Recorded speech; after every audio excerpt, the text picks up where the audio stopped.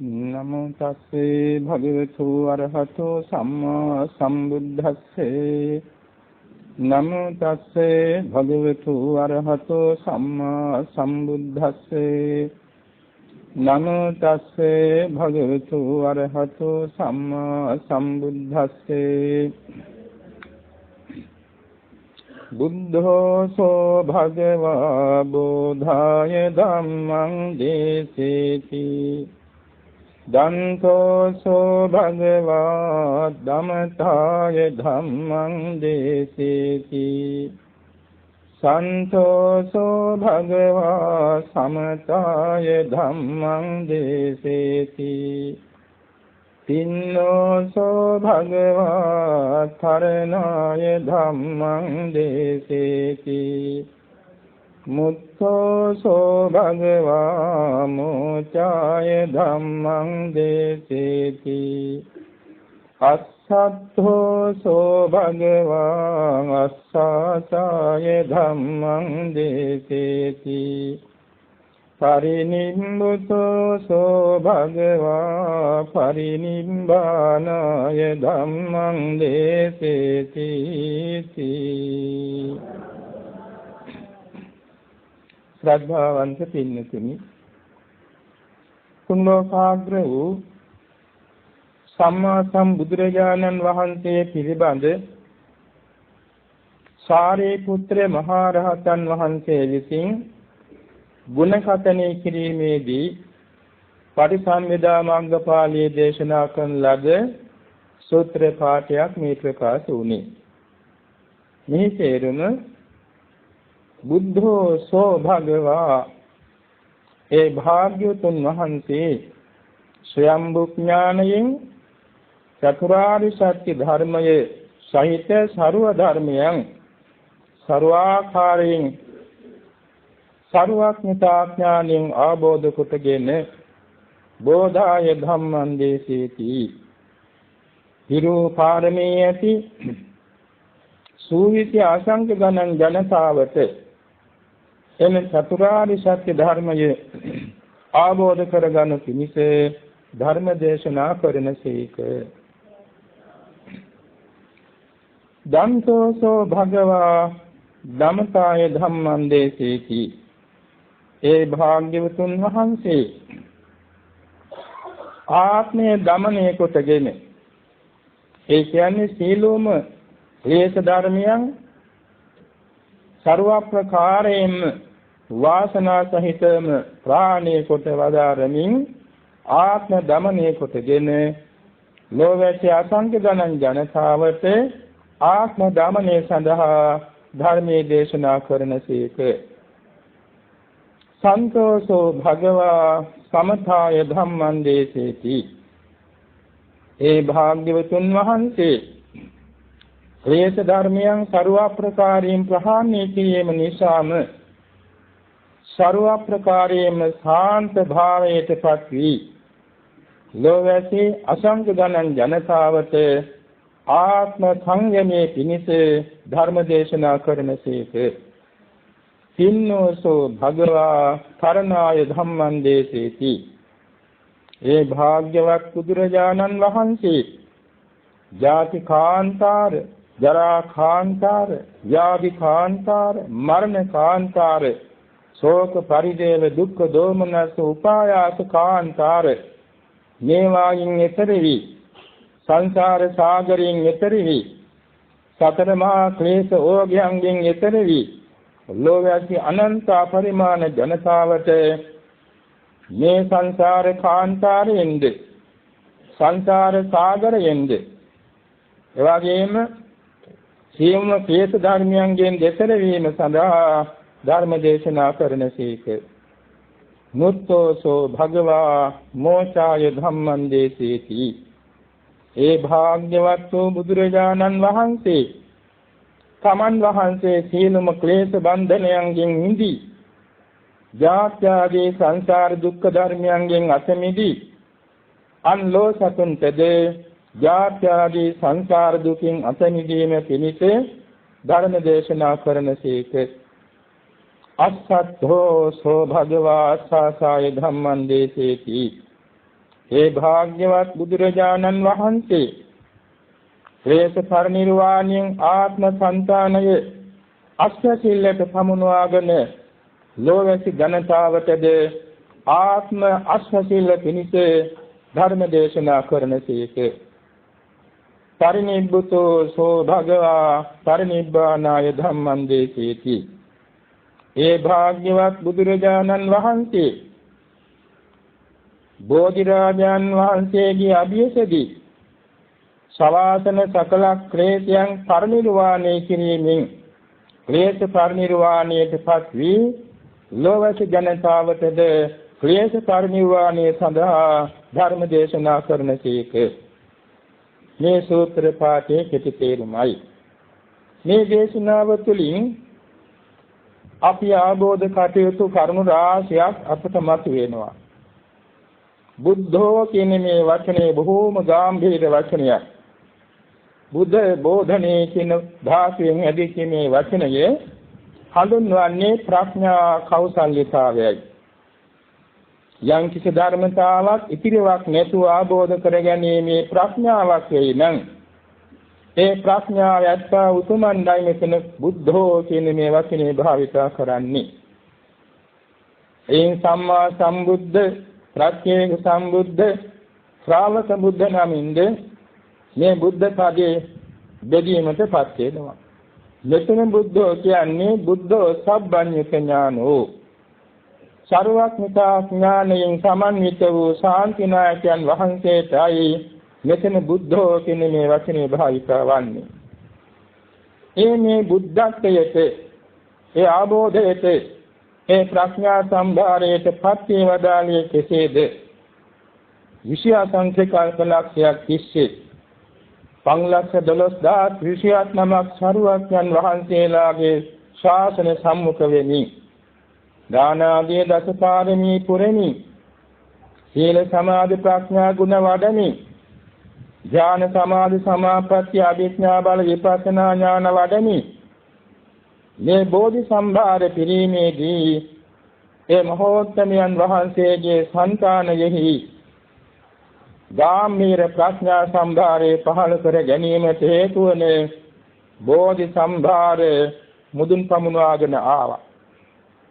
සමන් වහන්සේ භවයක් පාසා සීල සමාධි ප්‍රඥා තීර්ථයෙන් ආර්ය අෂ්ටාංගික මාර්ගයේ පරිපූර්ණ කරමින් ආවා. යම්තාක් බෝධිපාක්ෂික ධර්මයට, යම්තාක් පාරමී ධර්මයට, යම්තාක් බෝධිකාරක ධර්මයට ඒ සියල්ලම සම්පින්දනේ වන්නේ ආර්ය අෂ්ටාංගික මාර්ගයටයි. ආර්ය අෂ්ටාංගික මාර්ගයේ පද තුනකින් හැඳින්වීමේදී සීල ස්කන්ධ, සමාධි ස්කන්ධ, ප්‍රඥා ස්කන්ධ කියන ස්කන්ධ තුනකින් හඳුන්වනවා. මේ සීල සමාධි ප්‍රඥා ත්‍රිවිධ ස්කන්ධයන් පරිපූර්ණය කරමින් ඇවිල්ලායි මේ ආර්ය සත්‍ය අවබෝධ කර ගැනීමෙන් තමන් වහන්සේ සම්මා සම්බුද්ධ කියන මේ ශ්‍රේෂ්ඨ ගුණ පදයට සම්බන්ධ වුණේ. බුද්ධෝති කේනත්තේන බුද්ධෝ. බුද්ධෝ කියන්නේ කවර අර්ථයකින්ද? බුද්ධිතා සත්‍යානේති බුද්ධෝ. ආරි සත්‍යයන් තමන් වහන්සේ ආબોධ කළ නිසා බුද්ධ නම් වෙනවා. බෝධේතා සජායාති බුද්ධෝ. සත්‍ය ප්‍රජාවට ආරි සත්‍ය ආબોධ කරවා වදාළ බැවින්ද බුද්ධ නම් වෙනවා. ජීවමාන කාලයේදීම අවස්ථා 24කදී සූවිසි අසංඛ්‍යයක්ද සසු අවස්ථාවලදී 9 කෝටි 60 ලක්ෂයක් ගෙනාද මේ ආරි සත්‍ය අවබෝධ කරවීමෙන් සමන් වහන්සේ බුද්ධ ගුණේ පරිපූර්ණ කළා. සබ්බඤ්ඤතාය බුද්ධෝ. අතීතානාගත වර්තමාන සංකත අසංකත සර්ව ධර්මයන් සියල්ල දන්නා නිසා බුද්ධ නම් වෙනවා. සබ්බ දස්සාවිතාය බුද්ධෝ. එසේම අතීතානාගත වර්තමාන ආධ්‍යාත්මික බාහිර එවැගේම ලෞකික ලෝකෝත්තර සර්ව ධර්මයන් සංකත අසංකත සර්ව ධර්මයන් සමන් වහන්සේගේ නුවණින් දක්නා නිසා බුද්ධෝ නම් වෙනවා. අනඤ්‍ය නියතාය බුද්ධෝ. ලෝවාසි කිසිම ශ්‍රමණ බ්‍රාහ්මණ දිව්‍ය බ්‍රහ්මාදී කිසි කෙනෙකුගෙන් අසා නොදැන තමන් වහන්සේගේම ස්වයම්භූ ඥාණයෙන් අවබෝධ කළ නිසා බුද්ධෝ නම් වෙනවා. විසවිතාය බුද්ධෝ උදෑසන ඉරෝදාවෙන් ප්‍රබුද්ධ වෙන නෙළුම් මලක් මේ තමන් වහන්සේම ගාම්භීර ආරි සත්‍ය අවබෝධයෙන් ප්‍රබුද්ධ වූ බැවින් බුද්ධෝ නම් වෙනවා. නිරුපලේප සංඛාතේන බුද්ධෝ ආත්ම සංකානේ ක්ලේශ කාලුෂ්‍යම් බිඳුවක්වත් නැති නිසා කෙලෙස් කෙලෙක බිඳක්වත් නැති නිසා බුද්ධෝ නම් වෙනවා. තීනාසව සංඛාතේන බුද්ධෝ කාමාශ්‍රව භවආශ්‍රව දික්ඛාශ්‍රව අවිද්‍යාශ්‍රව කියන ආශ්‍රව ධර්මයන් ਸਰව ප්‍රකාරයෙන්ම ක්ෂේත්‍රන නිසා බුද්ධෝ නම් වෙනවා. ඒකාන්ත විතරාගෝති බුද්ධෝ තුන් ලෝකේන වෙලාගෙන පටලාගෙන ගිලගෙන සිටින මේ රාගයවත් ලෝභය නැමැති ක්ලේශයෙන් ਸਰව ප්‍රකාරයෙන්ම අතමිඳුන බැවින් විතරාගයේ බැවින් බුද්ධෝ නම් වෙනවා. ඒකාන්ත විතදෝසෝති බුද්ධෝ ඒකාන්තෙන් දේශේ වාසනා සහිතවම දේශේ දානය කනිකා බුද්ධෝ නම් වෙනවා. ඒකාන්ත විත මොහෝති බුද්ධෝ ඒකාන්තයෙන්ම සකල දුක්ඛ ධර්මයන්ට ප්‍රධාන හේතු වන අවිද්‍යාව නම් වූ මෝහය ප්‍රහාණය කළ බැවින් බුද්ධෝ නම් වෙනවා. ඒකාන්ත නික්ඛිලේසෝති බුද්ධෝ ඒකාන්තයෙන්ම ආත්ම සංතානයේ දමන තවන කිලුතු කරන ක්ලේශ ධර්මයන්ගෙන් තොර වූ බැවින් බුද්ධෝ නම් වෙනවා. ඒකාන මග්ගං ගතෝති බුද්ධෝ ආර්ය අෂ්ටාංගික මාර්ගයේ නැමෙතා වූ ඒකායන මාර්ගයේ ගමන් කළ බැවින් බුද්ධෝ නම් වෙනවා. ඒකෝ අනුත්තරං සම්මා සම්බෝධින් අභිසම්බුද්ධෝති බුද්ධෝ එකලාවම අනුත්තර සම්මා සම්බෝධිය නම් වූ සරුවක්ඥතා ඥානය ප්‍රතිලාභ කරගත් බැවින් බුද්ධෝ නම් වෙනවා. අබුද්ධි විහෙතත්තා බුද්ධි ප්‍රතිලාභාති බුද්ධෝ අබුද්ධිය නම් වූ අවිද්‍යාව ප්‍රහාණය කළ බැවින්ද බුද්ධිය නම් වූ සරුවක්ඥතා ඥාන සහිත සකල බුද්ධ ඥානයෙන් ප්‍රතිලාභ කළ බැවින්ද බුද්ධෝ නම් වෙනවා. බුද්ධෝ තීනේ තන්නාමං මාතරා කතං නතිතරා කතං බුද්ධෝ යන මේ නාමයේ මහා මායා මහා ප්‍රජාපති මෞඛනික වූ නමක් නොවේ. සුද්ධෝදන මහ රජුන් නැති පියතුමා තබූ නමක් නොවේ. න භගිනියා කතං න භාතරා කතං නැගිනි කෙනෙක් තබූ නමක් නෙමෙයි. සහෝදරයෙක් තබූ නමක් නෙමෙයි. න මිත්‍යාමච්ඡේ කතං හිතමිතුරන් තබූ නමක්ද නෙමෙයි. න ඥාති සාලෝහිතේ කතං මෞපස පියපස ඥාතීන් තබූ නමක්ද නොවේ. න සමන බ්‍රාහ්මණේ කතං මාන බමුණන් විසින් තබූ නමක්ද නෙමෙයි. න දේවතාය කතං දෙවියන් බ්‍රහ්මයන් තබූ නමක්ද නොවේ. යදුක්ඛාන්තික මේතම් බුද්ධානම් භගවන්තානම් බෝධියා මූලේ සාසබ්බඤ්ඤිත ඥානස ප්‍රතිලාභා සච්චිකා පඤ්ඤති යදිදම් බුද්ධෝති. මේ බුද්ධෝ කියන සුද්ධ නාමයේ විමෝක්ෂාන්ත කියන ලෝකෝත්තර අරිහත් ඵලයට පත්වීමේදී චතුරාර්ය සත්‍ය අවබෝධයෙන් නිමාවට පත්වීම නිමිති කොටගෙන විමෝක්ෂාන්තයේදී ආબોධඥානය ලැබුණ බැවින් ධර්මයෙන්ම ලැබුණා වූ නාමයක් බුද්ධෝ කියන මේ සුද්ධ නාමය. මේ බුදුරජාණන් වහන්සේ තමන් වහන්සේ විසින් ආબોධ කරගන්නා ලද මේ ගාම්භීර චතුරාර්ය සත්‍ය ධර්මයේ ගුරු මුස්තියක් නොමැතිව ලෝක ජනතාවට විවිධාකාරයෙන් දේශනා කරන්න යෙදුණා. ඒ අවුරුදු 45ක් මුළුල්ලේ දේශෝ දාම් පොත්පත්වල ලියන කියන ලද්දේ නම් අකනිතා බ්‍රහ්මත්‍රයේ දක්වා උස්ව ගොඩනගන්න තරම් පොත්පත් ලියන්න වෙනවා. එසේ නමුත් මිනිස්යන්ව ධාරණය කරගන්න කොහොනා පමණකින් සුවාසෝදාස ධර්මස්කන්ධේ නමින් පිටකත්වය අද අපට ලැබී තිබෙනවා. මේ පිටකත්‍රයාගත විනය සූත්‍ර අභිධර්ම කියන මේ පිටකත්‍රයාගත සම්බුද්ධ ධර්මයේ නිසා අද අපි ලෞතර බුදුරජාණන් වහන්සේ අඳුනාගෙන තියෙනවා. ඒ මේ සර්වඥන් වහන්සේ විසින් දේශන ලද ආර්ය සත්‍ය අවබෝධ කර ගැනීමේ ඒකායන මාර්ගය ආර්ය අෂ්ටාංගික මාර්ගය නමින් හැඳින්වෙනවා. ඒ ආර්ය අෂ්ටාංගික මාර්ගයෙන් වැඩෙන පිළිවෙත් මඟ තිසරණේ සමාදන් වූ තන් පටන් ආරබ්ධ විපස්සක මාර්ගඵලාභී දක්වාම දිනු කර ගන්නට වෙනවා. ඒවා අවස්ථා 7කට බෙදෙනවා.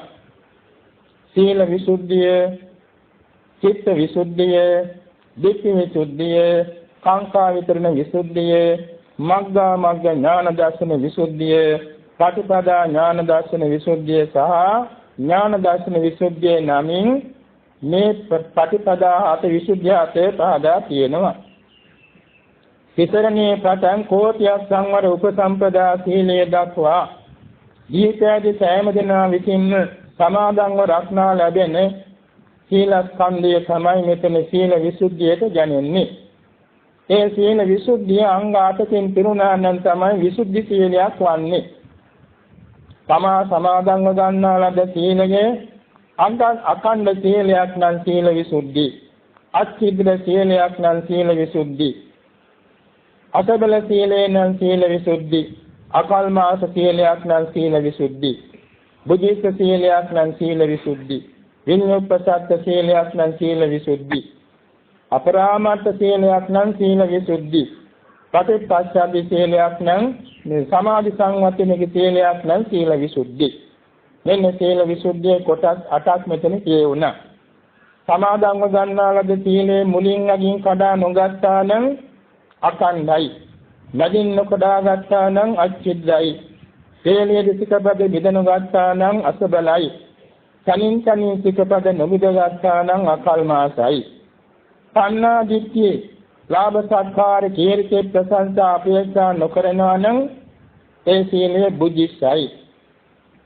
එවැනි රක්නා සීලය බුද්ධ ආදී උතුමන් විසින් සාදු කියා පිළිගන්න සුදුසු බැවින් විඤ්ඤුප්පසත්යි.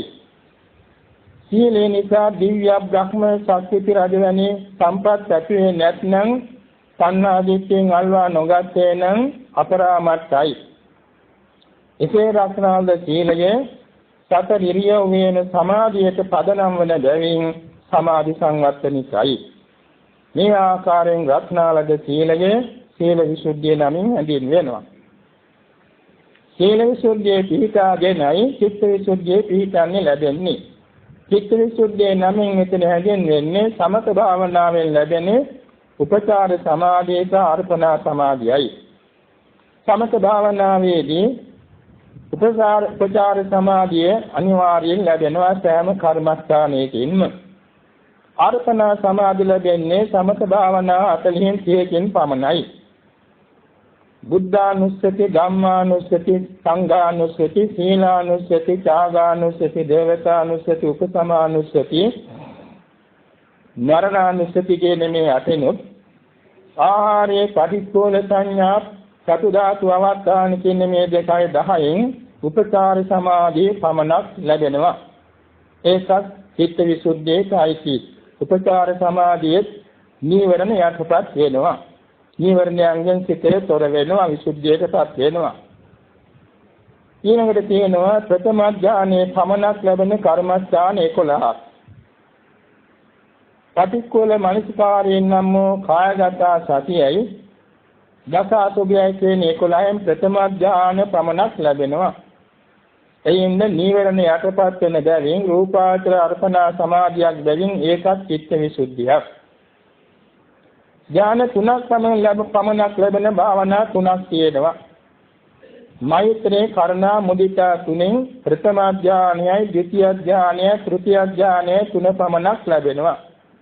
එයිනොත් නීවරණ දුක්ඛක්ලේශ යටපත් වෙන බැවින් එයින්ද චිත්ත විසුද්ධිය වැඩෙනවා. එවැගේම රූපාචර ඥාන 4 පමණක් ලැබෙන කර්මස්ථාන දෙකක් තියෙනවා. ඒ තමයි ආනාපාන සතිය සහ ආකාශ කසිනය. ආනාපාන සතියෙන් තීක්ෂණ ප්‍රඥාට ඥාන 4 ලැබෙනවා. මන්ද ප්‍රඥාඥාන ඥාන 5ක් ලබන්න සිද්ධ වෙනවා. ආකාශ කසිනිනුත් රූපාවචර ධ්‍යාන හතරක් පමණ ලැබෙනවා. සතරෙනි ධ්‍යානයේ පමණක් ලැබෙන කමතන් එකක් තියෙනවා. ඒකට කියන්නේ උපේක්ෂා බ්‍රහ්ම විහරණය. මෙත්තා කරුණා මුදිතා තුන වැඩි අයට උපේක්ෂා බ්‍රහ්ම විහරණය ලැබෙන්නේ චතුර්ථ ධ්‍යානයේ පමණයි. වගේම රූපාවචර අරූපාවචර අර්ථ සමාපත්තිම ලබන්න කර්මස්ථාන තියෙනවා 9ක්. ඒ තමයි පඨවි කසිනේ, ආපෝ කසිනේ, තේජෝ කසිනේ, වායෝ කසිනේ, නීල කසිනේ, පේත කසිනේ, ලෝහිත කසිනේ, ඕදාත කසිනේ සහ ආලෝක කසිනේ. මේ 9න් රූපාවචර ධ්‍යාන හතරක් ඒවා උගුලුවා අරූපාවචර සමාපatti හතරක් උපදවන්න පුළුවන්. මේ කියන කර්මස්ථාන 40න් මෙතන 40ක් කියවුණා. මේ 40න් ලැබෙන උපචාර සමාධිය සහ අර්පණා සමාධි කියන ධ්‍යාන සමාධි නිසා හිතේ නීවරණාදී උපක්ලේශ යටපත් වෙන බැවින් චිත්ත විසුද්ධිය කියලා හඳුන්වනවා. මේ චිත්ත විසුද්ධිය ලබා ගැනීම සඳහා තමයි මේ බොහෝ සෙයින් සමත භාවනා වඩන්නේ. දැන් මේ අද භාවිතාවට ආරම්භ කරන ලද ධම්මානුස්සති භාවනාවත් උපචාර සමාධිය ලැබෙන සමත භාවනාවක්. මේ උපචාර සමාධියේ පමණක් ලැබෙන්නේ ඇයි කියලා ප්‍රශ්නයක් ඇති වෙන්න පුළුවන්. හේතුව මේකයි. බුද්ධානුස්සතිය, ධම්මානුස්සතිය, සංඝානුස්සතිය, සීලානුස්සතිය, ත්‍යාගානුස්සතිය, දේවතානුස්සතිය, උපසමානුස්සතිය, මරණානුස්සතියත් ආහාරයේ පටික්කුල සංඥාවක් ධාතු මනසිකාරයක් කියන 10 තියෙන්නේ සම්මුතිය නොවේ. පරමාර්ථ ධර්ම. අරහං සම්මා සම්බුද්ධ ආදී ගුණ පරමාර්ථ ධර්ම. මේ සම්මුති වචන නෙමෙයි, සම්මුතියක් නොවේ, ප්‍රඥාප්තියක් නොවේ. ධ්‍යාන භාසිත වැඩෙන්නේ සම්මුති අරමුණේ, ප්‍රඥාප්ති අරමුණේ. මේවා පරමාර්ථ අරමුණු බැවින් එහිලා රූපාවචර ධ්‍යාන ලැබෙන්නේ නැහැ. ඒ ලැබෙන්නේ උපචාර සමාධි පමණයි. ඒ කාර්යයටත් සුද්ධ විදර්ශනා වැඩිීමේදී ලැබෙන චිත්ත සමාධිය වගේ. හැබැයි මේ සුද්ධ විපස්සනාවේදී ලැබෙන සමාධියට වඩා ඉස්තාවදයකොත් මේකේ තියෙන වැඩි වෙලාවක් පවතිනවා. උපචාර සමාධිය වැඩි වෙලාවක් පවත්වන්න පුළුවන්. ඒකද නීවරණ යටපත් වෙනවා. ඒ අර කාගත සතියේ දසාසුභයේ දස කතිනයේ මෙත්තා කරුණා මුදිතා උපේක්ඛා කියන මේවා යොකෝම ප්‍රඥාප්ති ආරමුණේ තමයි අර්පණා ලැබෙන්නේ. ඒකයි වැදගත් වෙනස. දැන් අපි ආනපාන සතිය වඩන්නේ පරමාර්ථය නොවේ, ප්‍රඥාප්තිය. ආනපාන සතිය වැඩිීමේදී තමන්ගේ සිතේ අරමුණු කරන ලබන්නේ ආස්වාද ප්‍රස්වාද හුස්ම රැල්ලයි. ඒ වායෝ ධාතුව කියලා හිතන්නේ නැහැ. ඒක හැපෙනවා, දැනෙනවා ආදි වශයෙන් හිතන්නේ නැහැ.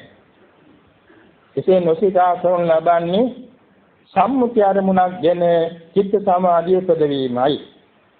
ඒ චිත්ත සමාධිය උපදවා ගැනීමේදී චිත්ත සමාධිය ආලෝකයෙන් යුක්තවයි විපස්සනාවට හරියන්න ලැබෙන්නේ. දැන් සමථ භාවනාවේ තියෙන ප්‍රධාන අනිසංස 5ක්. ඒ මොනවාද? විපස්සනා පාදක ආනිසංසය, නිරෝධ සමාපatti ආනිසංසය, අභිඥා පාදක ආනිසංසය, දිට්ඨ ධම්ම සුඛ විහාර ආනිසංසය, භාවිතේස ආනිසංසය කියලා 5ක් තියෙනවා. බෞද්ධයන් වශයෙන් සමත භාවනා වඩනු ලබන්නේ විපස්සනාට පාදක වනු පිණිසයි. සීලේ පතිච්ඡාය නරෝ සපඤ්ඤෝ චිත්තම් පඤ්ඤංච භාවයං කියා දේශනා කළ නිසා සීලේ පිහිටා සමත භාවනාවෙන් ධ්‍යාන සමාධි උපදවාගෙන විපස්සනාට හැරෙනවා. ඒ අනුපිළිවෙලින් යාමේදී විපස්සනා බොහොම තීක්ෂණව කළ හැකි වෙනවා. සුද්ධ විදර්ශනා යානිකයට වඩා බොහොම තීක්ෂණව ඊටාම සියුම් නාම රූප ධර්මයන් දකිනින් විපස්සනා කළ හැකි වන්නේ සමත භාවනාවෙන් තියුණු කරගත්ත නුවණැත්ත උණ්ඩයි පුළුවන් වෙන්නේ. එනිසා අනුපිළිවෙලින් යනකොට මේ ආකාරයි. එතකොට ආනපාන සතිය යනි ඒකාග්‍රතා භාවනාවක් වැඩිීමේදී යෝගාවචරයට මුහුණ පාන්න සිදුවෙන බාධක රැසක් තියෙනවා. එයින් පහක් තමයි අපි සඳහන් කරන්නේ පංච නීවරණ කියලා. මේ පංච නීවරණ බොහෝ තෙයින් මනසට ගැටලුවක්. කොයිතරම් මහන්සි ගත්තත් යෝගාවචරයාට මේ නීවරණ ඉඩ දෙන්නේ නැහැ චිත්ත සමාධිය පිහිටන්නේ. කාමච්ඡන්දේ කියන්නේ යම් දෙයක ඇලුම් කිරීම ආශා කිරීම. කලින් තිබිච්ච දේවල් ගැන හිතමින් ආශා කරනවා, අනාගතයේ ලබන්න තියෙන දේවල් ගැන ආශා කරනවා, දැන් තියෙන දේවල් ගැන බැඳීමක් සිහිපත් වෙනවා. මේවා කාමච්ඡන්දේ. ඒ කියන්නේ මනුලොවට ඇති, දෙව්ලොවට ඇති, කාම ලෝකයට ඇති හැම දෙයක්ම කියනවා කාම වස්තු කියලා. මේ කාම වස්තු ගැන නිතර හිතෙනවා නම් ඒක තමයි කාමච්ඡන්දේ කියන්නේ. ඒක තමන්ගේ චිත්ත සමාධියට බාධාවක්. දිනක් බුදුරජාණන් වහන්සේ ලෝතර බුදු වෙන්න ආසන්න කාලේ සිද්ධාර්ථ බෝසතාණන් වහන්සේ නේරංගදා ගඟේ වැල්ලේ සක්මන් කරනවා. ඒ වැල්ලේම තියෙන වතුර කඩවලින් සම්පහසු වෙනවා. උන්වහන්සේ දුෂ්කරඥා වස්තර දාලා පින්දපාතේ වළඳමින් දාස් 15 වෙනි ගත උනේ. ඒ 15 ඇතුළතදී දරහලියේ ගියේ තමන්ගේ සිරුර ලස්සනට වැඩිගෙන ආවා. ඉතින් තන් පහස වෙනකොට අතපය පිරිමදිනවනේ. දැන් මගේ අතපය වැඩි වෙනේනවනේ කියලා හිතුණා. අන්න උන්වහන්සේ හිතුවා මෙන්න කාමච්ඡන්දේ. මේ කාමච්ඡන්දේ. මේක මත වැඩිනොත් එහෙම බුදුබාට බාධාවක් කියලා ඒක සම්පූර්ණයෙන් මෙහි ඉවත් කෙරුවා. ඒ නිසාන්නේ. අන්නේ වගේ පවා තමන්ගේ අවයවයන් ගැන, තමන්ගේ කේශ කලාපය ගැන, තමන්ගේ ඇඳුම් පැළඳුම් ගැන, තමන්ගේ දන්ත තේලිය ගැන, තමන් පරිහරණය කරන පාවහන් ගැන, පනාව ගැන, සෑම සංසල ගැන, ඔර්ලෝසුව ගැන මේවා ගැන පවා නැත්නම් හිතෙනවා නම් ඒක කාමච්ඡන්ද නීවරණයක්. ඒක බාධාවක්. එනි කෙනෙකුට මේ හිතන්නට ඕනේ අනිත්‍ය ලක්ෂණ, දුක්ඛ ලක්ෂණ, අනාත්ම ලක්ෂණ, අසුභ ලක්ෂණ. හිතලා ඒක හිතින් ඉවත් කරන්න අපි දැනවත් වෙන්න ඕනේ, සතිමන්ත වෙන්න ඕනේ. ව්‍යාපාද කියන්නේ ඒක අනිත් පැත්ත. තමන් පරිහරණය කරන දේවල් වල, තමන්ගේ ශරීර අවයව ගැන, තමන්ට සම්මුඛ වෙන දේවල් ගැන යම් අසුභ ස්වභාවයක් දකිනවා නම් අන්න එතෙන් ගැටෙනවා. මధుරේ කැල මූණේ වාහන කොට මැස්සෙක් වාහන කොට හිත ගැටෙනවා. එයාගේම දත්වල අප්‍රසන්නයක් වෙනකොට හිත ගැටෙනවා. ඉසාවුල් වෙලා තිනොත් හිත ගැටෙනවා. අඳුම කෙලෙටලා තින හිත ගැටෙනවා. මේ පුතේ ඇදලා තින හිත ගැටෙනවා. ආහාර ගන්නකොට ගලක් සපුනන හිත ගැටෙනවා.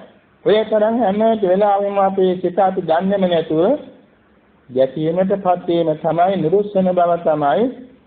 එවාගෙම තමන්ට අප්‍රසන්න කෙනෙක් ඉස්සරහට ආවම හිත ගැටෙනවා. හිතත් එන්නේ ඉතල ඕනෙක් කැඳුවා නම් හිත ගැටෙනවා. කවකොටෙක් කැඳුවා නම් හිත ගැටෙනවා. ශාරලයක් කැඳුවා නම් හිත ගැටෙනවා. ඔය වාගේ හැම වෙලාවෙම තමන්ගේ හිත යම් දෙයක ගැටෙන සුළු වේ නම් මේක තමයි ව්‍යාපාදය. මේක අපට මහා වාදයක්. අපේ සමාධිමත් වීමට මහා බාධකයක්. සීන මිද්ද කියන එක ඊට වඩා අන්තරාවක්. ඒක ඉන්නේ මහා ඇතකොට යට වෙනවා වගේ කියලා. මහා ඇතකොට යට වුණාම නැගිටින්න බෑනේ. ඒ වගේ තමයි සීන මිද්ද. සීන මිද්ද කියන්නේ නිදිමතම නෙමෙයි. නිදිමත රහතන් වහන්සේටත් තියෙනවා. නිදිමත කියන එක කාය ගිලන් තත්ත්වයෙන් නිසා සිදු වෙනවා. නිදිමත නෙමෙයි සීන මිද්දේ කියන්නේ නිදිමතත් සීන මිද්දේට සමානව උපකාරක දෙයක්. ඒකට කියන පචලාය තත්ත්වයන් කියලා නිදිකිරා වැටි. ඒ හැර තමන් කරන යහපත් ක්‍රියාව කරන්න එපා වීම තියෙනවා. දැන් පස්සේ පුළුවන් ඒ වාගේ හිතන හිතිවිලි එනවා. දැන් මහන්සි ඉස්සරේ දෙනවා, ඇඟරේ දෙනවා, දාඩියේ දානවා. මෙච්චර වැඩ කළා දැන් මට මහන්සි පස්සේ පුළුවන් ඔය වාගේ පසුබට වීම සිදු වෙනවා. ඒ කුසල් සිතේ පසුබට වීමේදී ඇතිවෙන ගිලන්තකම තමයි මෙතන තියෙන ඒකා මිද්දේ මේක එකට ඒකාබද්ධ ධර්මතා දෙකක්. සීනේ කියන්නේ හිතේ තියෙන මැලිකම. මිද්දේ කියන්නේ හිත තුළ තියෙන ඡායසිකයන්ගේ මැලිකම. මේ දෙකම මහා පුදුම විදිහේ අපහසුතාවකටපත් වෙනවා. කොයිලසිකින්වත් හිත උස්සගෙන ඉන්න බෑ, සිරා වැටෙනවා. අලවෙන්දම හිතෙනවා. ඔය වාගේ අවස්ථාව අපිට මහා බාධාවක්. ඒ වෙලාවට බුදුරජාණන් වහන්සේ අපට උපදෙස් කියලා තියෙනවා ඒක ජය ගන්න හැටි. ඒල ඇහැරලා වටපිට බලන්නට ඕනේ. කන් දෙක අල්ලලා ටිකක් අදින්නට ඕනේ. යතුරු ටිකක් මූණේ ගා ගන්නට ඕනේ. කන් ටිකක් පානය කරන්නට ඕනේ. අතපය හොඳට පිරිමැදලා පිළිකඩ අරින්නට ඕනේ. එයාගේම එහෙමත් නැත්නම් නැගිටින්නට ඕනේ. ඉරියව් මාරු කරන්නට ඕනේ. ඇවිදින්න සක්මන් කරන්නට ඕනේ. ඒ ඔක්කොම කළා බැරි නම් නිදා ගන්නට ඕනේ. ඔය විදිහට උපදෙස් කියලා තියෙන්නේ මේ තීන මිද්දේ නෙමෙති මහා බලගතු බාධකේ මැඩපත් වුණු පිණිසයි. ඒකදාර ආහාර ප්‍රමාණවත් ගැනීම, හිතමිත ආහාර ගැනීම, ආලෝක සංඥා හිතේ නිතර නිතර මෙහි කිරීම ආදී වශයෙන් මේ තීන මිද්දේ මැඩපත් ගන්න අපට පුළුවන්කම තියෙනවා. උද්දච්චය, කුක්කුච්චය කියන එක ඒක තවත් බාධාවක්. උද්දච්චය කියන්නේ අලු ගොඩකට ගලක් ගැහුවම විසිරෙන්නා වගේ, දහක් කොට කොඩියක් බැඳාම නිතරම සැලෙන්නා වගේ, ජල තලාවකට ගල් කැටයක්, සබිලිති කෑල්ලක්, කෝටු කෑල්ලක් දැම්මාම කලමේ වන්නා වගේ නිතරම සිත සැලවිසල වේපාවෙවි මේ කඩමුණුල විහිදෙනවා. මේ අවස්ථාව තමයි උද්දච්චය නමින් හැදෙන්නේ. මේ කාකෝසල සිත්වල පහළ වෙන දේවල්. ඒකත් මහා බාධාවක්. කුක්කුච්චේ නමින් කියන්නේ තවත් දෙයක්. නොකල කුසල් ගැන කළ අකුසල් ගැන හිත පසුතැවෙනවා. මොනවා හරි සුළු දෙයක් හරි අත්කරද්දක් වුණා නම් ඔය කීතන මතුවලානේ Tamande හිත වදගෙනවා. ඒක කුකුස. කුකුස කියන්නේ මෙතන තමන් කළ නොකල කුසල අකුසල් ගැන පසුතැවිල්ල. පසුතැවිල්ලාමත් ඒක මහා වදයක්. අනිත් තමයි විචිකිච්ඡාව. විචිකිච්ඡාව නම් බෞද්ධයන්ට බොහොම අඩු කරගන්න පුළුවන් දෙයක්. බෞද්ධයන් තුනුරුවන්ගේ ගුණ හදවතින් පිළිගන්නා නිසා විචිකිච්ඡාව අඩු වෙන බොහොම අඩු කරගන්න පහසු වෙනවා. සත්‍යත්‍රය ගැන සැකය, සීලේ ප්‍රතිපදාව ගැන සැකය, අතීත කාලය ගැන සැකය, අනාගත කාලය ගැන සැකය, ඒ තුන් කාලය ගැනම සැකය, හේතුඵල ධර්ම ගැන සැකය. මේවා තමයි බාධක විචිකිච්ඡා. යන්යක් නොදැනීමෙන් ඇති වෙන විචිකිච්ඡාව නොවේ. දැන් පාර යනකොට දෙමන් සංඥාවක් මුණ ගැහුනාම යන්න ඕන පාර මේකද අරකද කියලා හිතන්න පුළුවන්. ඒක විචිකිච්ඡාව නීවරණයක් නෙවෙයි. එයාගෙන් යම් කිසි ආහාරයක් ගන්නකොට මේක අහවල් දෙයක්ද කියලා සැක කරනවා. ඒක විචිකිච්ඡාව නෙමෙයි. ඒකට කියන ප්‍රතිරූප විචිකිච්ඡා කියලා. විචිකිච්ඡා නම් අර සඳහන් වෙන්නේ උසස් ගුණ ධර්මයන් පිළිීමේදී බාධක වන තුනුරුවන් ගැන සැකය, සීලය ගැන ප්‍රතිපදා ගැන සැකය, තුන් කාලය ගැන සැක, හේතුඵල ධර්ම ගැන සැක. මේවා තමයි බාධක විචිකිච්ඡා. මේ ඔක්කොම යටපත් කර ගැනීම සඳහා ගන්න උත්සාහය යෝගාවචරයට මහත් වෙහෙසක් දරන්න වෙනවා. නමුත් මේ වෙහෙස නිමාව දක්වාම දරන්නට ඕන. යුද්ධයක් කරන යුදසේ බලා නිමාව දක්වාම සටන් නොකළොත් ਉਹ පරදිනවා. මුළු ජීවිතයේම සැප කරලා යුද්ධයේ යෙදෙන්නට ඕනේ. හැම ආයුධයක්ම පාවිච්චි කරන්නට ඕනේ. ඒ වගේම මේ නිවරණ මැද පවත්වමින් සමාධි බලය උපදවා ගැනීම සඳහා යෝගාවචරය පුරුදු වෙන්නට ඕනේ. අපි මේ අනුස්සති භාවනා ගැන විශේෂයෙන් අවධානයක් යොදන්නට ඕනේ. හේතුව මේ බෞද්ධයන් වශයෙන් ඉන්න හැම දෙනාට ඒක තේලියට දිනපතා භාවනා දිනු කරගන්න අපහසු වෙනවා. සාමාන්‍ය උදේ ටිකක් වෙලා දහහන්දෑවේ ටිකක් වෙලා හොයන් දාස තව ටිකක් කොහොමයි කරන්නේ. එහෙම ස්වල්ප වශයෙන් සමාධි භාවනා වඩලා ජය ගන්න පුළුවන් කමක් නැහැ. ඒ නිසා අනුස්සති ක්‍රම වැදගත් වෙනවා. නිදසුනක් වශයෙන් කියනවා නම් වයස 7ක 10ක දරුවෙකුට දෙල්ලෙන් නැතුව විනාඩි 15ක් ඉන්න කිව්වට ඒ දරුවාට ඉන්න බෑ. ඒ දරුවාට නලියන්න වෙනවා. ඉතින් කතාවක් කියනනේ අලියන්න ළමයෙන්ද නලියන්න මා හිතේ කියලා. නලියන්නම ඕනේ. හරිනවා යා මෙහා. දැන් අපි දැක්කා පාසල් ළමයි භාවනා පන්තිවලට වාඩි වුණාම විනාඩි 5ක් ඉන්න බෑ. හරේ බලනවා මෙහෙ බලනවා hina වෙනවා. එක එකනට ඇඟිල්ලෙන් අනිනවා. ඔය වගේ සුළු වෙනස්කම් තමයි දරුවාගේ තියෙන්නේ. නමුත් නැනවත් ගුරුවරු නැනවත් දෙමව්පියෝ දරුවෙක් මනාප වෙන්නේ නැහැ. ඒ ස්වභාවයෙන් නොදරුකම. නමුත් ඒ දරුවාට අපි මේතර 100ක් විතර රූලක් දෙනවා මේක 10 වාරයක් දුවන්නේ කියලා. මේ දරුවා බොහොම සන්තෝෂයෙන් දුවනවා. රූල දිගේ දුවන්නේ. රූල දිගේ දුවලා මහන්සි වුණාම විල හිට ගන්නවා. අන්න ඒක ගොඩ තම්පත් වෙනවා. ඒ වගේ තමයි අපේ මේ නොදොරු හිත. භාවනාවට ගියාම හිතේ කමනාප වෙන්න එපා. මේ හිතේ ස්වභාවය දුවන පණින එකයි. මේ හිතේ ස්වභාවය අත්මනතාවට වීමයි. මොකක්ද මේ අත්මනතාව කියන්නේ? සන්තෝෂයෙන් සිටීම. දරුවා සෙල්ලම් කරන්නේ සන්තෝෂයෙන් ඉන්න. ඒ වගේම හිත දුවන්නේ පණින්නේ විසිරෙන්නේ කොතනද සපක් කියන්නේ කියලා සතුට හොයන එකයි. මේක තමයි අත්මනතාව කියන්නේ. යම් කිසි විදියකින් මේ අනුස්සති භාවනාව යෙදීමේදී අර කුඩා දරුවා රූලක 10 වාරයක් දිවා වගේ අපි බුද්ධානුස්සතිය නැමැති රූලේ දුවනවා හිතේ. දාස පුරාම බුදුගුණ හිතේ කියව දෛනික වැඩවලේ දෙනවා. ඉතින් හිත දුවන්නේ රූලකයි. ධම්මානුස්සති සංඝානුස්සති ආදියත් එහෙමයි. කාගතතේ එහෙමයි. එතකොට මේ අනුස්සති භාවනාව දාස පුරාම කිරීමේදී මේ දුවන සිතට ලොකු ආස්වාදයක් ලැබෙනවා. ඒ මොකද? නීවරණ නැමැති මේ හොරු හිතට වැඩ ගන්නෙ නැහැ. ඒ නීවරණ ඉතින් ඈත් වෙනවා. ඊට වඩා ශක්තිමත් සතියක් මෙතන පවතිනවා. පේලියෙන් අනුස්සති මෙනෙහි කිරීමේදී සතියයි ඥානයයි දෙක අවදීන් කියන නිසා නීවරණ කියන මේ හොරුන්ද ඇතුල් වෙන්න බෑ. ඒක නිසා හිත බොහොම කර්මන්‍යව බොහොම අවදීන් පවතිනවා. එහෙම පැවතීම නිසා යම් වෙලාවක උදේ හරි දවල් හරි රාත්‍රියේ හරි භාවනාවට වාඩි වුණා නම් ඊටාම පහසුයි. බාධාවක් නැතිව චිත්ත සමාධිය වඩන්න පුළුවන්. එයින් යෝගාවචරය විශාල සතුටක් විඳින එක නන්නත්තමනතාවටපත් වෙනවා. භාවනාවේ අරමුණ හරියට භාවනා නිමිති පහළ වුණාම බොහොම ලොකු සන්තෝෂයක් හිතට ඇති වෙනවා. සිත සොයා ගියෙත් නෙවෙයි. සෙමින් ගියෙත් නෙවාගේ සන්තෝෂ වෙන දෙයක් කුමක්ද කියන එකයි. අර ඉඳුරම් පිනවීමෙන් ලැබෙන සතුටට වඩා මේ භාවනා අරමුණෙන් ලැබෙන නිරාමිෂ අරමුණේදී ලැබෙන සතුට බොහෝම සැපදායකයි. ඒක නිසි හැටේට වැඩිනම් පස්සේ කෙලෙසෙන් කාලවත් මේ හිත දුවවන්න බෑ. ඊට පස්සේ මේ සිත බොහෝම සදින් ඇලීගෙන සමාධිමත් වෙනවා. මෙන්න මේ පිළිවෙලාවේ බෞද්ධයන් අනුගමනය කරතොත් අනේ මට භාවනා කරගන්න බෑ කියලා කවදාකවත් කියන්නේ නැහැ.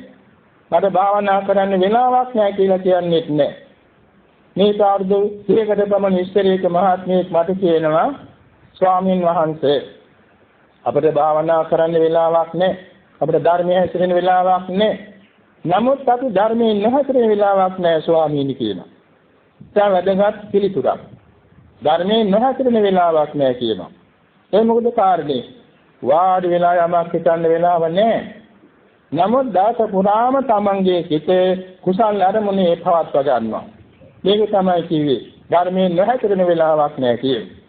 මෙන්න මේ අනුව සලකා ගැනීමේදී අපි යෝගාවචර ගිහිපැදි සෑම දිනකට වැදගත් වෙනක් මෙතන දාස පුරා නිින්දෙන් අවදි වූතන් පටන් නැත නිින්දට යනතුරු අපේ සිතේ නීවරණ පහ නොවන පිණිස මේ අනුස්සති භාවනා ක්‍රම අපි අනුගමනය කළ යුතු වෙනවා. ඒ අනුගමනය කිරීමෙන් අපේ සිත සීල විසුද්ධිය ළඟට චිත්ත විසුද්ධියටපත් වෙනවා. ඒ චිත්ත විසුද්ධිය ලබා ගන්නන් පස්සේ අපට එහි අභිවෘද්ධියක් දකින්න පුළුවන්. ඒ කියන්නේ අනුස්සති වඩමින් හිත තන්පත් කරගත්තා වගේම උපචාර සමාධිය වඩලා අර්පණා සමාධියත් වඩන්න පුළුවන්. අර්පණා සමාධියත් වඩා ගත්තා නම් අන්න ditthi visuddhiyට යොමු වෙන්නේ තාම සුදුසු දොරට වැරෙනවා. ditthi visuddhiය කියන්නේ නාම රූප ධර්මයන් සියල්ල දැක ගන්නා තැනයි. ඒක විපස්සනාව නෙවෙයි. විපස්සනාට දොරෙන් ඇතුල් වීමයි. ඒකට කියනවා නාම රූප පරිච්ඡේද ඥානයි කියලා. ඒක තමයි ditthi visuddhiය. එතන ditthිය පිරිසුදු වෙනවා.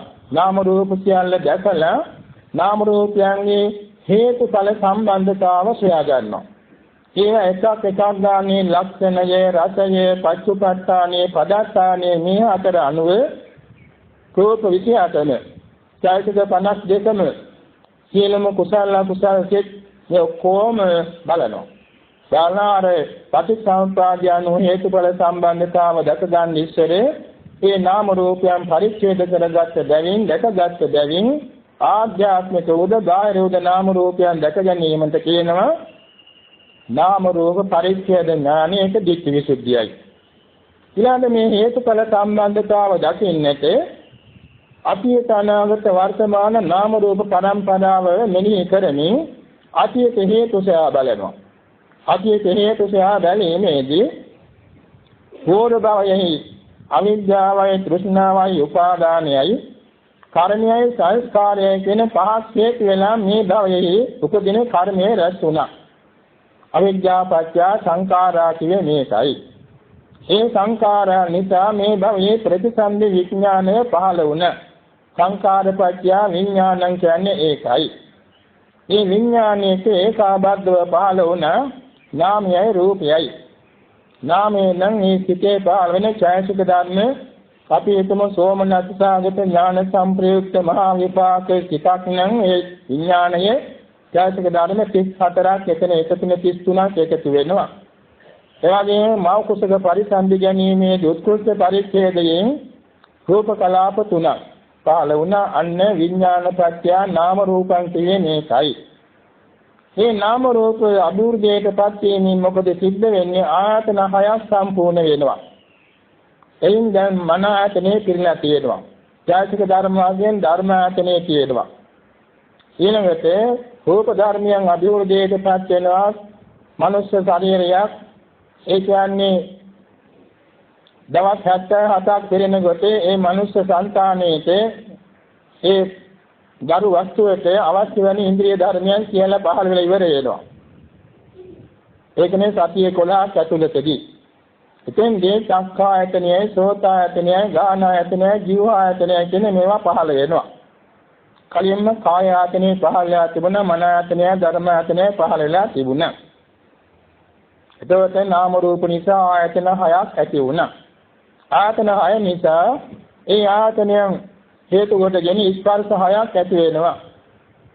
ස්පර්ශ 6 නිසා වේදනා 6ක් ඇති වෙනවා. වේදනා 6 නිසා තෘෂ්ණා 6ක් ඇති වෙනවා.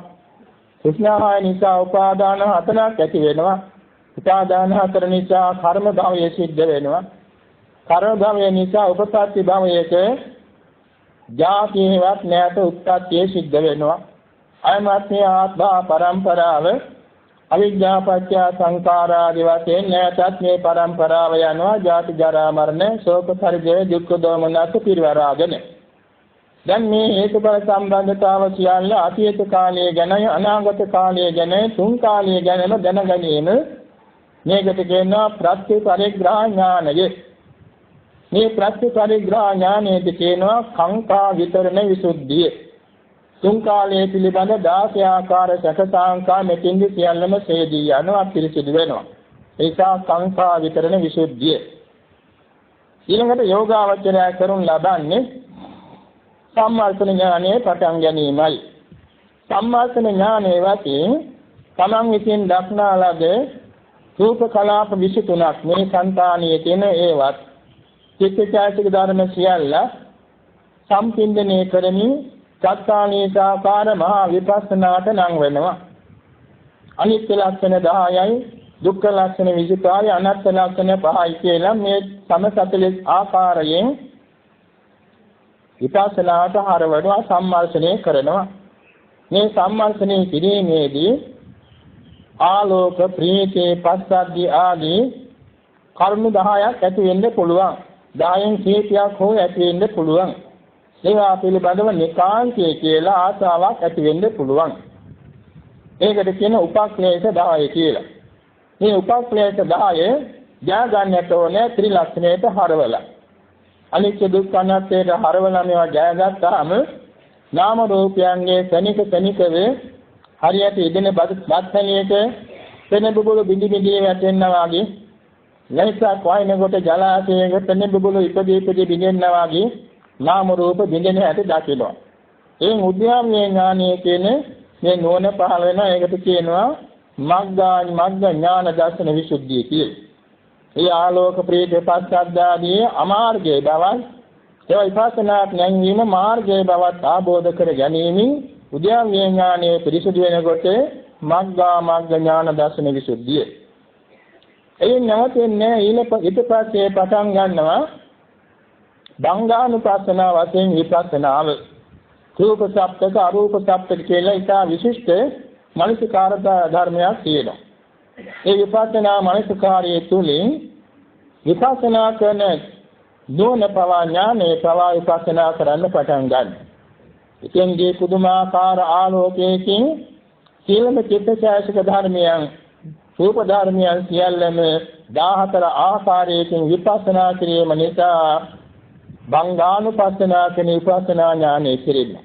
භංගානුපස්සනා ඥානයයි ඊළඟ තුන් ලෝකේම බයට හේතුවක් බව දැනගැනීමෙන් ආදීනව දැකීමෙන් බාසුපත්තාන ඥානිය ආදීනව ඥානියක්.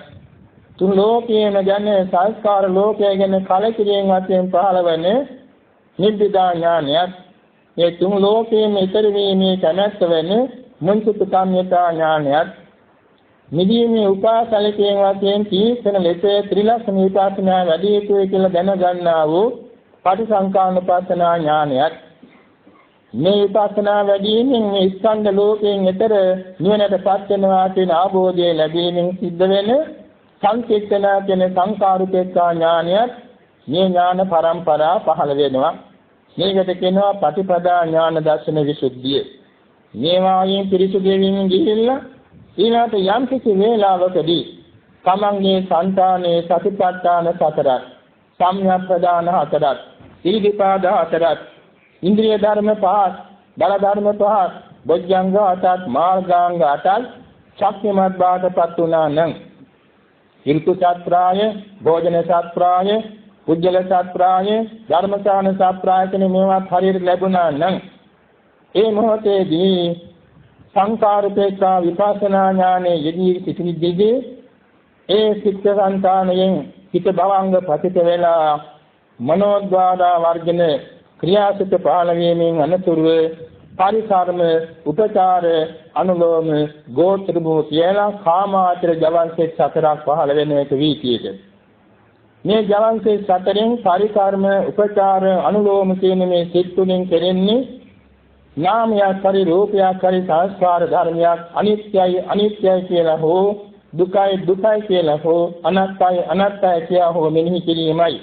ඒකට කියනවා අනුලෝම ඥානය කියලා. ඒකට තවත් නමක් තියෙනවා තීක්ෂණ අනුලෝම ඥානය කියලා. ඒකට තවත් නමක් තියෙනවා උත්පාන ගාමිනී කියලා. මේ අවස්ථාව ළඟට ගෝත්‍ර භෝෂිත පහළ වෙනවා. ගෝත්‍ර භෝෂිත කියන්නේ පෘථුජන ගෝත්‍රයේ පාගාගෙන ආර්ය ගෝත්‍රයට පියනගන වෙලාව. ඒ නිර්වාණය අරමුණු කරනවා. නිර්වාණය අරමුණු කිරීමේදී ක්ලේශ ප්‍රහාණය ඒ සිතින් වෙන්නේ නැහැ. නමුත් නිවන් අරමුණු කරනවා මාර්ගයට ප්‍රථමයි. ඊළඟට මාර්ග චිත්තේ පහළ වෙනවා සෝතාපට්ටි මාර්ග චිත්තය.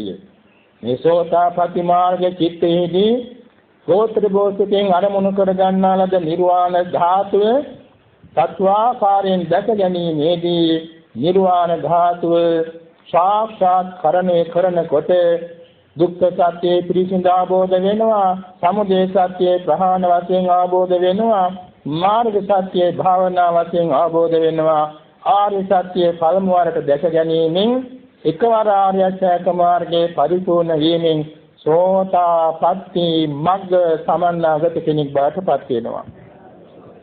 ඒ සෝතාපට්ටි මග්ගයේ චිත්තක්ෂණයයි ඒ චිත්තක්ෂණය නිරුද්ධ වෙනකොටම සෝතාපට්ටි ඵල සිත් දෙකක් පහළ වෙනවා අපේ එළියට. ඒ ඵල සිත් දෙකෙන් සිදුවෙන්නේ නිර්වාණය අරමුණු කිරීමයි. එතකොට මේ කියන පරිකාරම උපචාර අනුලෝම කියන සිත් තුනට කියනවා අනිත්‍ය දුක්ඛ අනාත්ම කියන තුنين අනිත්‍ය ලක්ෂණය මෙනෙහි කරන ලැබුවා නම් ඒකට කියනවා අනිමිත්ත විමෝක්ෂ මුඛය කියලා. ඒකෙන් දොරටුව. අනිමිත්ත විමෝක්ෂයේ පිවිසන දොරටුව. දුක්ඛ ලක්ෂණය මෙනෙහි වුණා නම් ඒකට කියන අප්පනිහිත විමෝක්ෂ මුඛය කියලා. අප්පනිහිත නම් වූ නිවන් දොරටුව. අනාත්ම ලක්ෂණය නම් මේ සිත් තුනට මෙනෙහි වුණේ ඒකට කියනවා ශුන්්‍යත විමෝක්ෂ මුඛය කියලා. ශුන්්‍යත වාතයෙන් නිවනට පිවිසීමේ දොරටුව. ඊළාට අනිත්‍ය වාතයෙන් ලැබුව මාර්ගය නම් අනිත්‍ය වාතයෙන් දැකීමෙන් ලැබුව මාර්ගයයි ඵලයයි නම් නිවනයි නම් මේ තුනටම කියනවා අනිමිත්ත විමෝක්ෂය. දුක්ඛ ලක්ෂණය වැටහීමෙන් නම් මේ මාර්ගය ඵලයයි නිවන ලැබුණේ.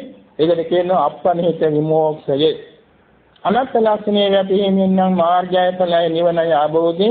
ඒකට කියනවා ශුන්්‍යත විමෝක්ෂය. මේ කියන අවස්ථාවටපත් වුණාම එයින් නවතින්නේ හිත භවංග පතිත වෙලා ආවර්ජනාසිත නැත්නම් ප්‍රතිවේක්ෂා චිත්ත වීති පහක් පහළ වෙනවා. මග්ගම් ප්‍රලංච නිබ්බානං පච්චවේක්ඛති පණ්ඩිතෝ සේතේ කිලේසේ ඊනේකේ පච්චවේක්ඛති වානවා. ඒ කියන්නේ තමන්ට ලැබුණා වූ මාර්ගය අසවල් මාර්ගයයි කියලා මාර්ගයේ නිමී කරන චිත්ත වීතියක් පහළ වෙනවා. තමන්ට ලැබුණා වූ ඵලයේ අසවල් ඵලයයි කියලා ඵලය අරමුණු කරන චිත්ත වීතියක් පහළ වෙනවා. තමන්ට ලැබුණේ අසවල් ලක්ෂණයට නිවනයි කියලා නිවන අනුමුණු කරන චිත්ත වීතියක් පහළ වෙනවා. අතන් කෙනෙකුට මෙතෙක් මගේ සිතේ කෙලෙස් ප්‍රහාණය වුණා කියලා නැතුව කෙලෙස් මෙනෙහි වීමේ චිත්ත වීතියක් පහළ වෙනවා. ඒ වගේම මෙතෙක් තව ක්ලේශයන් අවශිෂ්ටයි ඉතුරු කෙලෙස් ගැන මෙනෙහි වීමේ චිත්ත වීතියක් පහළ වෙනවා. මේකට කියනවා ප්‍රත්‍යක්ෂා ඥානය කියලා. මේකට තවත් කියනවා විමුක්ති ඥාන දර්ශනය කියලා. විමුක්ති ඥාන දර්ශනය. දැන් කියනවා සීල සමාධි ප්‍රඥා විමුක්ති ඥාන දර්ශනය. සීලය කියන්නේ සීලස්කන්ධය, සමාධිස්කන්ධය, ප්‍රඥාව නම් මේ ලෝකෝත්තර මාර්ගඵල දක්වා වැඩෝ නුවණ. විමුක්ති කියන්නේ ඵලයට නිවනට නම. විමුක්ති ඥාන දර්ශනය කියන්නේ මෙන්න මේ ප්‍රතිවේක්ෂා ඥාන. දැන් එතකොට යෝගාවචරය සෝතාපන්න පුද්ගලයෙක් බාටපත් වුණා. මේ සෝතාපන්න වූ බව නවතින්නේ තවත් තමන්ගේ ආත්ම ශක්තියේ ආර්ය අෂ්ටාංග මාර්ගයේ ගමන් කරන්න තියෙනවා නම් අයමත් උද්‍යාවීය ඥාණයෙන් පටන්ගෙන ඊපස්නා ඥාන වඩන අනුපිළිවෙලින් ගිහින් සකදාගාමී මාර්ගඵල නිවන ආબોධ වෙනවා. තවත් දුරට ශක්තිය තියෙනවා නම් උද්‍යාවීය ඥාණයෙන් ඉඳලා විපස්සනා ඥාන වඩන අනාගාමී මාර්ගඵල නිවන ආબોධ කරගන්නවා. තවත් දුරට හිතේ ශක්තිය තියෙනවා නම් අයමත් උද්‍යාවීය ඥාණයේ සිට විපස්සනා ඥාන වඩන අරිහත් මාර්ගඵල ප්‍රතිලාභයටපත් වෙනවා. මේ අනුව සලකා බැලීමේදී සම්මා සම්බුදුරජාණන් වහන්සේ විසින් දීර්ඝ කාලයක් මුළුල්ලේ පෙරූ බෝධි සම්භාර හේතුවෙන් අනුන්ගේ උපදේශයක් නැතිව ආනාපාන සති භාවනා පදනම් කරගෙන ඉතිරි කර්මස්ථාන සියල්ලම ඒ බෝමුලදී සම්පූර්ණ කරන අෂ්ඨ සමාපatti ලාභීව පූර්වේ නිවාස ඥානයෙන් අතීත ස්කන්ධ පරම්පරාව සරුවාකාරයෙන් දැකගත්තා. චතුප්පාත ඥාණයෙන් අතීතානාගත වර්තමාන තුන් කාලයට ඇති හිත නැති සෑම ධර්මයක්ම දැකගත්තා. පටිච්චසමුප්පාදයන් විපස්සනා ඥාන වඩමින් අල්යම් කාලයේදී මේ කියනද සෝතාපට්ටි සකදාගාමි අනාගාමි අරහත් කියන මාර්ගඵලානුක්‍රමයෙන් දස බල ඥාන චතු විසරද ඥාන චතු පරිසම්මිදා ඥාන ආදී කොට ඇති අනන්ත ඥාන ධාතු පරිවාර කොට ඇති සරුවක්ඥතා ඥාන ප්‍රතිලාභයෙන් ලෝතුරා සම්මා සම්බුද්ධත්වයට පත් වුණා. මේ සරුවක්ඥන් වහන්සේ තමන් වහන්සේ බෝධි සම්භාර පිළිවේ බුද්ධෝහං බෝධිසාමි මුත්තෝහං මෝසයේ පරේ තින්නෝහං චාරයේසාමි සංසාරෝගා මහ භය කියන ප්‍රතිමේ යුතුව බැවින් ඒට අදාළ බෝධි සම්භාර පිරී තිබුණ බැවින් තමන් වහන්සේ ධම්සක් දෙසීමේදී පටන් පරිනිර්වාණ මංචකයේ දක්වාම අවස්ථානුකූලව සුදුස්සන්ට දහම් දෙසලා ඒ දසූ දහමින් සූවිසි ආසංකේය නවකෝටි 60 ලක්ෂයක් දෙන ආරි සත්‍ය බෝධයෙන් අමා මහ නිවනට පමුණුවා වදාලා.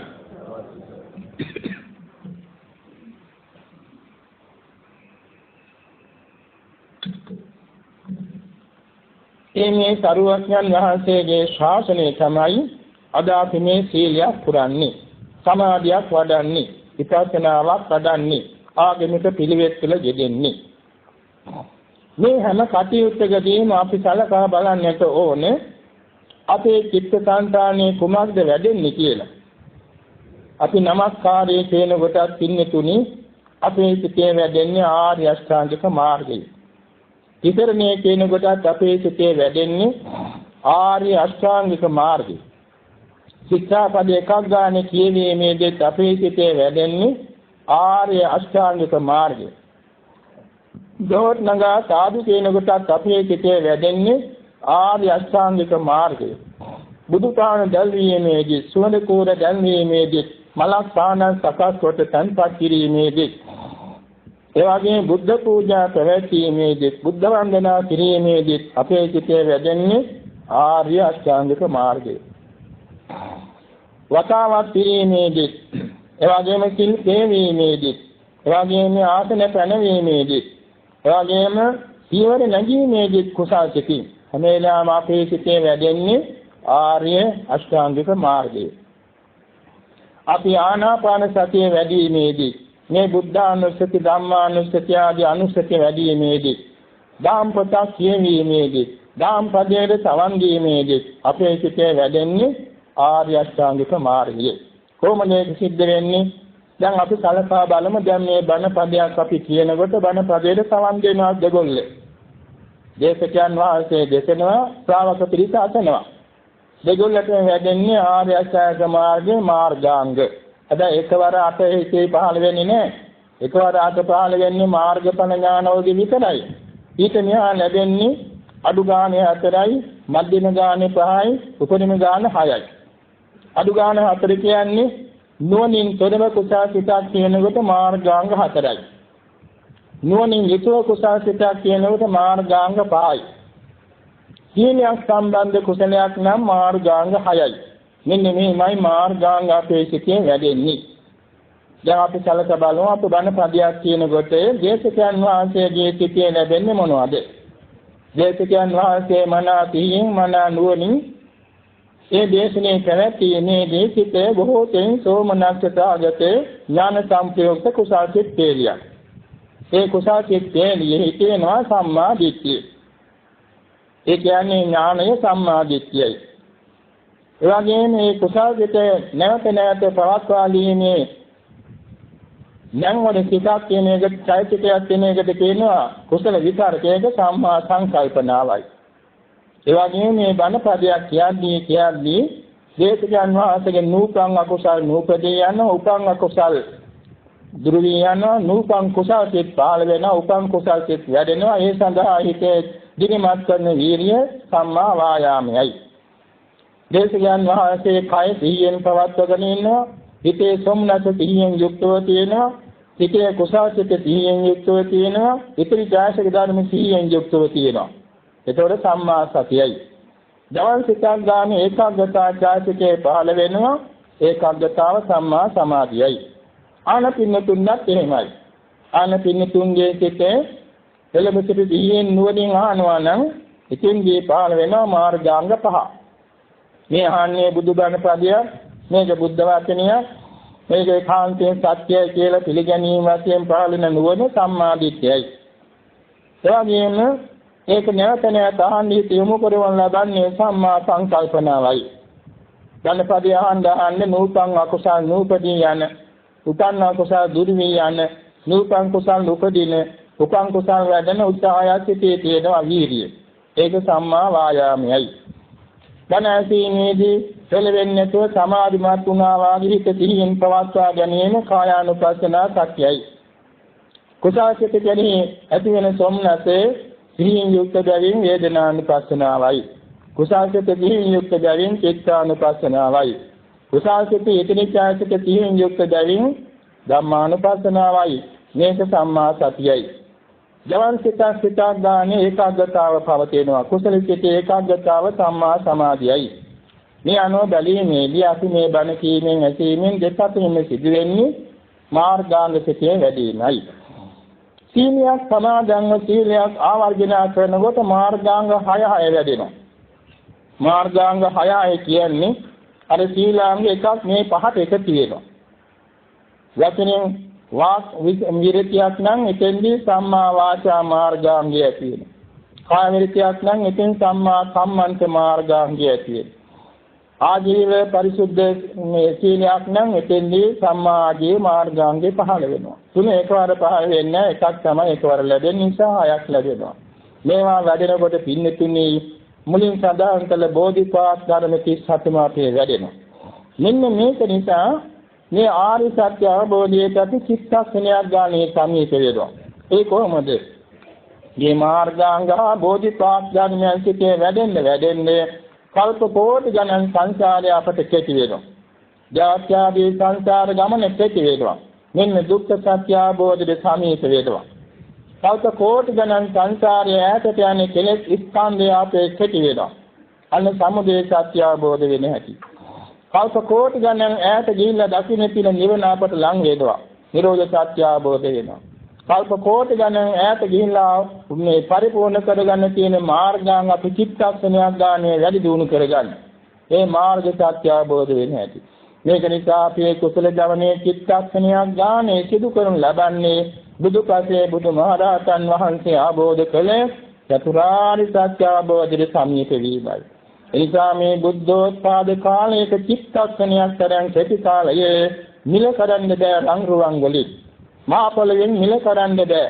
චක්‍රවර්ති රාජ්‍යයෙන් මිල කරන්න බෑ. සත්‍විති සත්‍ය රජ පදවියෙන් මිල කරන්න බෑ. බ්‍රහ්ම රාජ පදවියෙන් මිල කරන්න බෑ. ඒක ජවන්සිතේ තියෙන ශක්තිය. එනිසා කුසල ජවන්සිතේ ඇති ශක්තිය මේ තරම් උදාරයි ශ්‍රේෂ්ඨයි. එනිසා අපි දවසේ අවදි වූ පටන් නිින්දට යනතුරු උත්සාහවන්ත වන්නට ඕනේ. හැම ඉරියව්වකම හැම ක්‍රියාවකදීම කුසල සිතින් කටයුතු කරන්න. ඒ සඳහා අපි අනුස්සති පුරුදු කරන්නට ඕනේ. අනුස්සති පුරුදු කිරීමේදී අපේ සිතේ සීලයක් වැඩෙනවා, සමාධියක් වැඩෙනවා, ප්‍රඥාවක් වැඩෙනවා. මේ අනුව තමයි මහා බෝසතාණන් වහන්සේ භවයෙන් භවයට අතරක් නෑර උපනිශ්‍රේ සම්පන්නව ඇවිල්ලා බෝධි සම්භාර පුරාගෙන විච අසංග කල්පයක් තරම් දීර්ඝ කාලයේ ගෙවාගෙන මාර පරාජයකට ලෝතුරා සම්මා සම්බුදුනේ.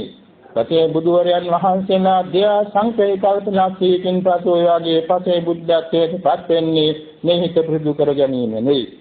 අග්‍රශ්‍රාවකයන් වහන්සේ ඒකාසංක කල්පනාක්ෂයක්ම බෝධි සම්භාර පුරාගෙනයි අද සව තනතුරෙන් මේකේ චිත්තසංතානයේ පිරිසිදු කරගන්නේ. මහා ශ්‍රාවකයන් වහන්සේලා කල්ප ලක්ෂයක් තිස්සේ මේ විදිහට දිනු කරගෙන ඇවිල්ලායි මහා ශ්‍රාවක තනතුරෙන් අරිහත්ත්වයටපත් වෙන්නේ. සතු ආර්යයන් වහන්සේලාද කල්ප ලක්ෂ ගණන් තිස්සේ දිනු කරගෙන ඇවිල්ලායි ඒ උත්තරීතර මාර්ගඵල ධර්මයන් සාක්ෂාත් කරගන්නේ. මේ අපි සිතන්නට ඕන අපිට එසේ මෙසේ ආය නෙමෙයි. සමාත කල්ප 100 ගණන්, කල්ප 1000 ගණන්, කල්ප ලක්ෂ ගණන් ඈතින්ලා තියෙනවා ඇති. අපේ නිවන් ගමනට අපි පියවර නගලා තියෙනයි මේ උපනිෂදේ සම්ප්‍රත්‍යයතුව සිල් රැකෙන ඉදිරිපත් වෙන්නේ, භාවනා කරන් ඉදිරිපත් වෙන්නේ.